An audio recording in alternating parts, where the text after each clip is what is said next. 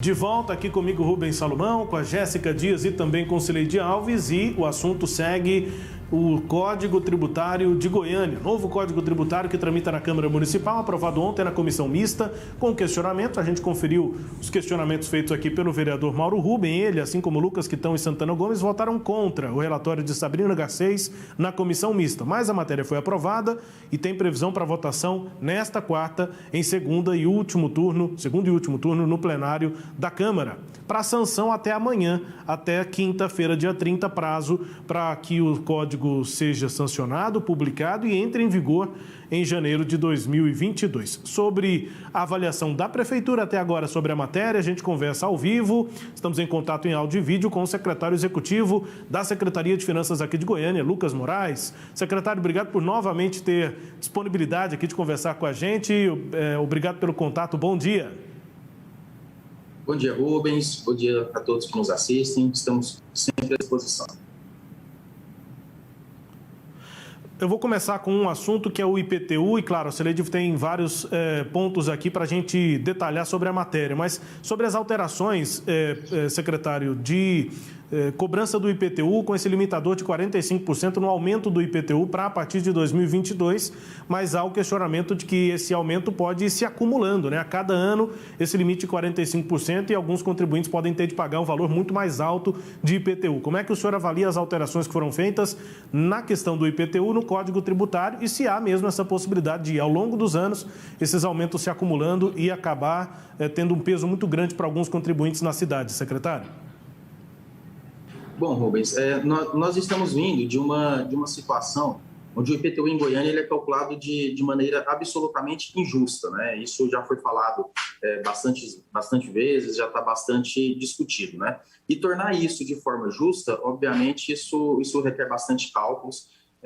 Os números fazem com que alguns tenham alguns aumentos maiores, né? Eu não posso nem chamar de aumento, na verdade é uma perda do benefício, são imóveis de valores muito altos, que pagavam valores baixos, que pouco contribuíam com a sociedade, e daí a injustiça, né? Então, alguns sim poderão ter esse aumento. O que foi feito é que foi criado um limite para esse aumento, para que o impacto ele não seja sentido de imediato, né? Limite esse que ficou definido em 45%. Cileide Alves. Bom dia, Lucas. Obrigada pela sua presença aqui. Bom, como a Prefeitura aceitou esse limitador de 45%, a pergunta óbvia que eu tenho que fazer para você é o seguinte: se o limitador é de 40%, é porque, na realidade, o reajuste que muitas pessoas iam ter seria abusivo? Não, primeiro, bom dia, Cileide. É sempre uma satisfação estar falando contigo.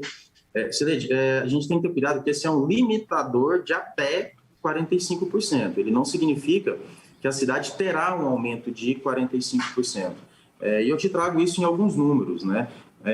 Nesse novo formato, os imóveis residenciais, apenas residenciais, que correspondem a 516 mil imóveis, 9,9% terá isenção total. 9,9% não pagará imposto, né?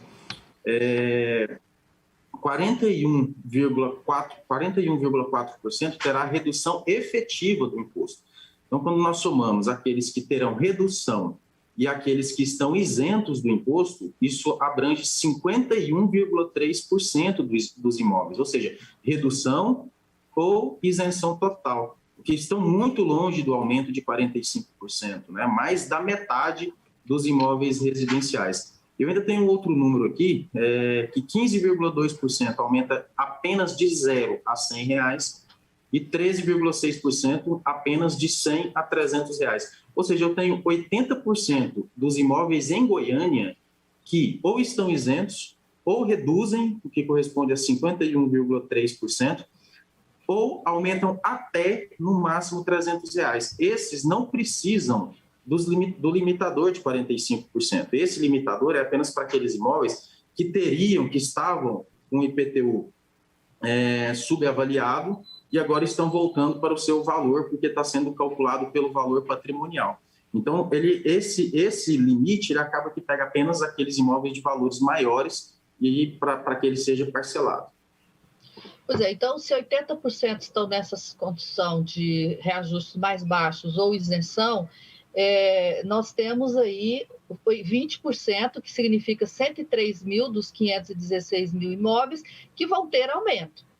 Né? E esses aumentos, ao concordar em limitar que esse aumento seja em 45%, fica a minha pergunta. A prefeitura admite que poderia haver aumentos abusivos para esse público aí que vai ficar agora com o limitador de 45%. Eu acho que depende muito do ponto de vista do que seria abusivo, né? Eu volto para aquele exemplo que nós estamos usando desde o começo desse debate todo. Se hoje uma casa de 5 milhões no Aldeia do Vale paga o mesmo valor de imposto daquela casa que está no Vale dos Sonhos, hoje ela pagar o dobro do que uma casa do Vale dos Sonhos paga, isso seria um aumento abusivo e injusto, né? Entendemos que a gente está apenas aplicando a justiça fiscal e cobrando IPTU de acordo com a capacidade contributiva de cada um. Pois é, mas aí eu volto numa questão. A prefeitura tirou o CUB como indexador, mas será o CUB que vai ser usado para calcular o valor desses imóveis. E aí é a justiça fiscal cobrar um metro quadrado do Aldeia do Vale com o mesmo padrão do metro quadrado de uma casa lá do Vale dos Sonhos? Não, isso não é justiça fiscal, Cileide. E até por isso que não existe apenas um valor para metro quadrado de edificação. São vários valores. E esse valor ele tem uma variação muito grande. É óbvio que isso está lá no anexo 7º do Código Tributário, que está em votação. Então, eu posso ter o valor, ele é para o Vale dos Sonhos, e o valor do metro quadrado, em razão do padrão de construção, ele é outro para a casa que está na Aldeia do Vale. E é exatamente isso, uma das coisas que justifica o aumento do imposto, um padrão de acabamento maior. Secretário, eu questionei o senhor aqui, questionei também a vereadora Sabrina Garcês a respeito da redução que estava previsto no projeto original das alíquotas para imóveis baldios, lotes baldios, bem abaixo do que foi a redução das alíquotas para os imóveis edificados. A resposta que eu obtive é de que iriam acabar os deflatores, né, na lei de 2015, e, consequentemente, essa alíquota mais baixa não representaria redução de impostos para esses lotes. No entanto, na emenda de ontem, a prefeitura aumentou muito as alíquotas para os imóveis baldio. A menor subiu de 0,4 para 1,8 e a maior subiu de 2 para 3,8. Isso confirma que a prefeitura estava reduzindo sobremaneira os impostos para lotes baldios e que teve que recuar disso para poder dar o limitador para os imóveis edificados? Bom, Cileide, de fato havia uma redução, não só para... havia e ainda há redução em todos eles, tanto comercial quanto residencial, tanto os imóveis vagos, todos eles têm uma parcela de imóveis que está tendo uma redução, né? E de fato os imóveis que estavam com redução vagos, hoje eles são menores, né? Impacto que permitiu com que as residências tivessem um benefício maior, mais número de pessoas com redução de imposto, impacto menor. O que foi feito um reequilíbrio, né, disso tudo. Essa conta ela é bastante complexa, envolve 700 mil imóveis, mas sempre pautado pela justiça fiscal. Pois é, nesse caso havia uma injustiça fiscal, então. A prefeitura está admitindo isso. Ao aumentar as alíquotas para os lotes baldios, indiretamente a prefeitura está admitindo que esse setor estava muito beneficiado pelo projeto original.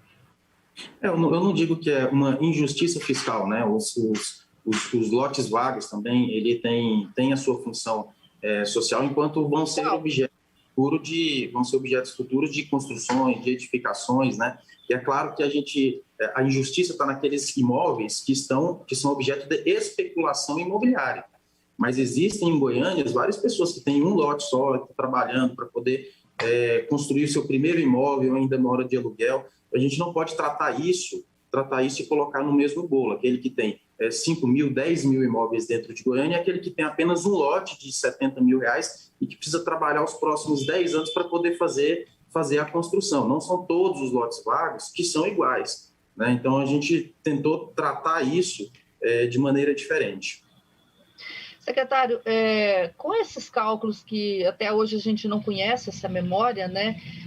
Eu queria saber o seguinte: com o projeto original que estava lá na prefeitura, qual que era a expectativa de receita que vocês tinham, especialmente com ITU e IPTU, né? Se ela era igual ou maior do que a receita de 2021 e qual é a expectativa que vocês têm agora com a emenda que foi aprovada? Bom, isso permanece igual, Sileide. O que foi feito um reequilíbrio, né? Sempre que se aumentava uma alíquota, diminuía outra. Volto a repetir, é um trabalho bastante complexo. Mas o código, como um todo, ele fecha no equilíbrio. O valor do ano passado, o valor a ser lançado no ano de 2022 com a aprovação do código, corresponde exatamente ao valor que foi lançado em 2020, corrigido pelo IPCA. Qual que é o total disso? Totaliza quanto? Já com IPCA? Com IPCA, o ano, aproximadamente R$2 bilhões. E a expectativa de vocês é que hoje feche essa votação? É isso? Para o plano ser sancionado a tempo? Sim, essa é a expectativa. Aliás, trabalhamos muito para isso, né? Esse processo começou lá atrás também, amplamente debatido com a sociedade.